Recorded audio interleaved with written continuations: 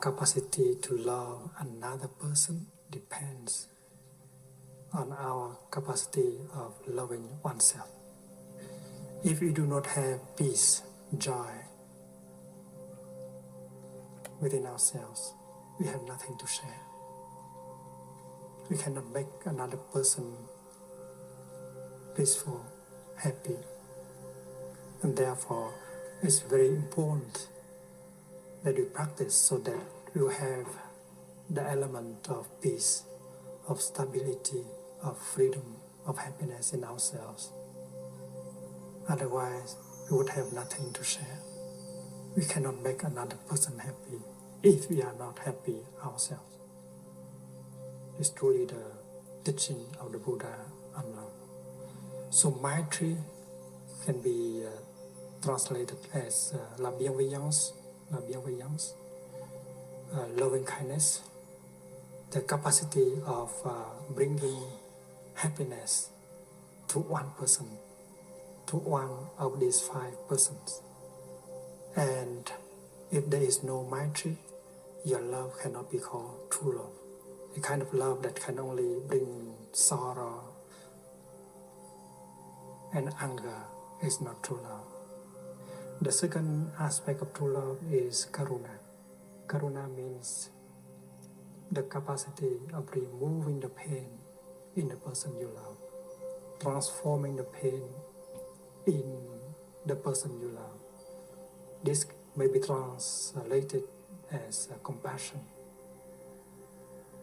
But compassion is not the perfect word for karuna, because compassion is made of the prefix kom, together, and passion, to suffer.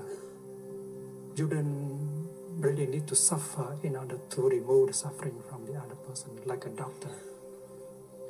He doesn't have to suffer the same kind of disease of his patient, and yet he can help his patient remove the pain in himself or herself. So karuna is like that. Karuna is the willingness and also the capacity of removing the pain in the object of your love. And the object of your love may be yourself.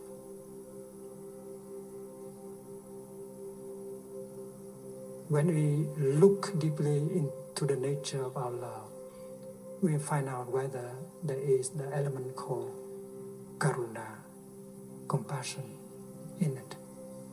If compassion, karuna doesn't exist in our love, it's not true love. It's the kind of love that can only bring suffering, attachment, slavery, despair. And then the third aspect, the third element of true love is mudita. Mudita means joy. True love always brings joy to you and to the person you love. If your love is not bringing joy to you and to the person you love, it's not true love. You have to work to transform it. If you only cry, if the other person also cry, then it's not true love. And the fourth element of true love is upeksha. It means equanimity. It means freedom. Equanimity means no discrimination.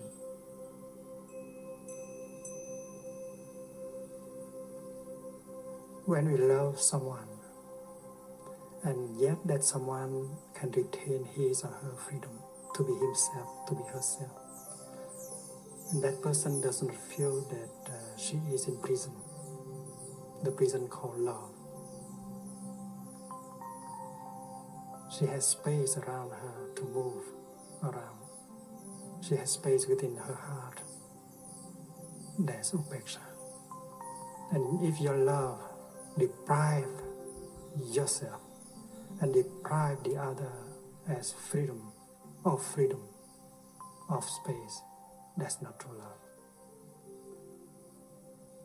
So love in such a way that you can preserve your freedom and the freedom of the person you love. That is true love. That is upeksha. So the definition of love in Buddhism is very clear. Of course, when we practice looking deeply into the nature of our love, we may recognize these four elements, but they are still very small.